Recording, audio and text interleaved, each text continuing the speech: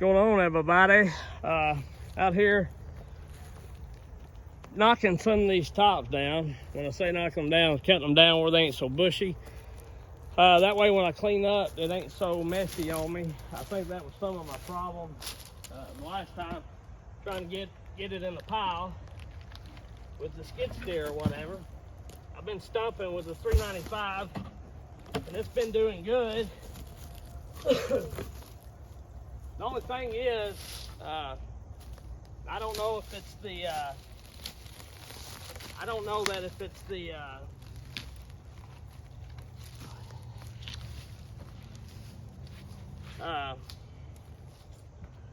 shoot. I don't know if it's because of the Samara bar and chain, or I changed the rim sprocket out because it looked like it was a little war, but the saw ain't had that many hours on it before I sent it to get ported.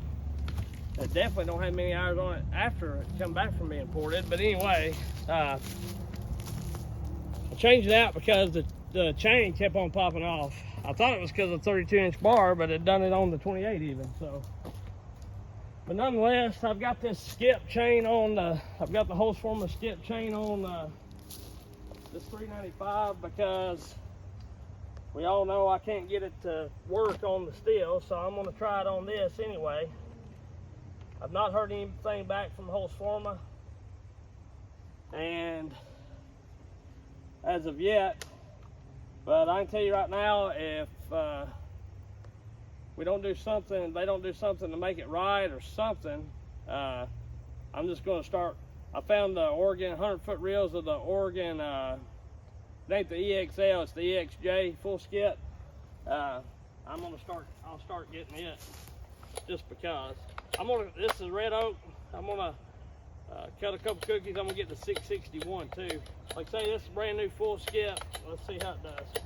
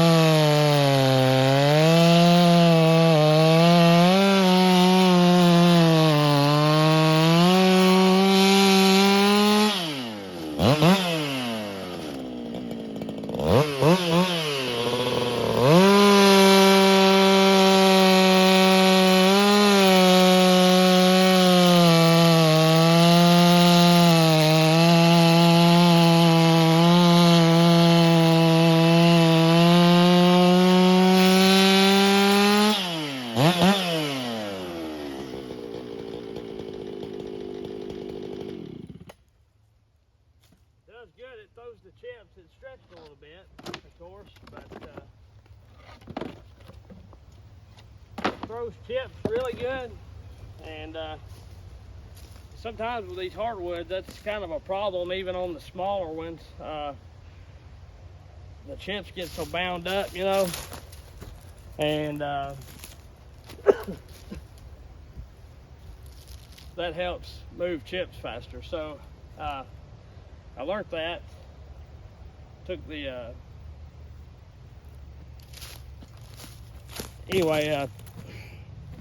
I learned that in the class. Took Kentucky Master Logger certification. We had the guy that done chainsaw safety and all kinds of other stuff. He was a world champion timber sport hop sawyer multiple times, and he really went over the way a chain works and whatnot, or what he believes, you know, a chain works. And some of it was pretty valid stuff, so it was pretty neat. And some stuff I already knew, and some stuff I learned there. So it was a pretty good time. But the full skip chain, you know, a lot of people think you just got to run on 4 or 5 foot bars, and it is better. But that right there felt just as smooth as a full comp chain to me. You know, with that Husqvarna 395 is a good feeling saw. You know, it is. But we'll see how this one does. 661, 28-inch full comp.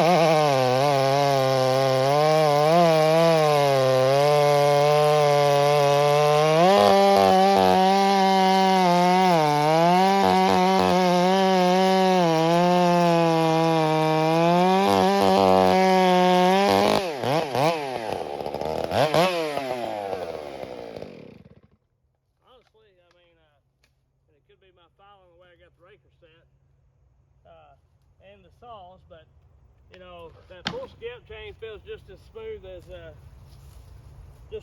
as anything. And I know, you know, it's new chain and whatnot, but it's not bad. It does pretty good.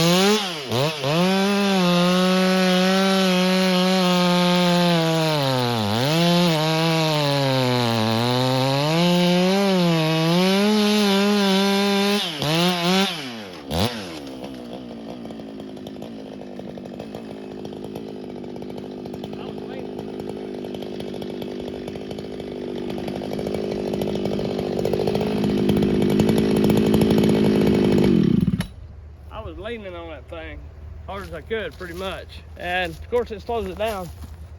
That is a stout saw. So anyway, there's it running. That's the Hostforma full skip. As far as chain, to me, the rakers could be a little lower for it being full skip. And of course, I put it on the other day, and this is the first initial run, and we got a little bit of stretch, which normally on the old chain, when I tighten that back out of it, I don't normally have a lot of stretch. This is the Hostforma chain on the 661 here, and it's still the same that I put it the other day. The stretch is already out of it.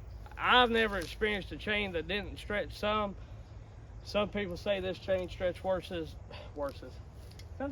Some people say that the Hostforma chain stretch worse than others.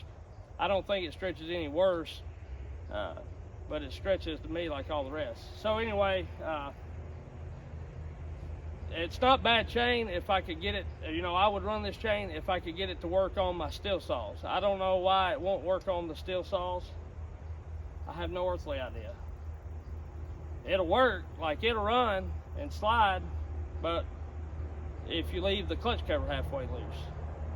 I think, and I even sanded the bumper, the white bumpers on the clutch cover. I took my little Dremel or my air thing or whatever that thing is and ground them down some, and it still catches. I think it's catching on the inside metal one. I'm not for sure, but anyway, every other chain in the world works on it. I don't know why that one wouldn't, but I'm not happy with it in that sense. As far as cutting, it's not bad cutting chain. Heck, you've seen it. Now, is it as fast as, did this 395 feel as fast as it does when it's got a full comp chain on it? No, not really. And it could be just me, but like I say, it's a third of the teeth to sharpen, so you'll be winning there. But if Hostforma don't make it right, I'm just going to order the EXJ. I think it is. That's the full skip EXL. I can find it on eBay for about $390 a reel, 100-foot reel, which is a hell of a lot higher than, you know, the $230 I was given. But 230 bucks given, if you can't use it, it don't do you a bit of good. So there's that. And anyway, this little short video for y'all. May have some more cutting coming up, and I've got some other stuff coming on, and I'll talk a little bit more about the class, some stuff that I learned, and if y'all are interested, well, it really wasn't a class, it was the Kentucky Master Logger certification program. But anyway, I can talk a little bit about that. I was going to try to video some stuff, but I don't know that they would really wanted you to, and I didn't want to ask. So anyway, pretty typical stuff.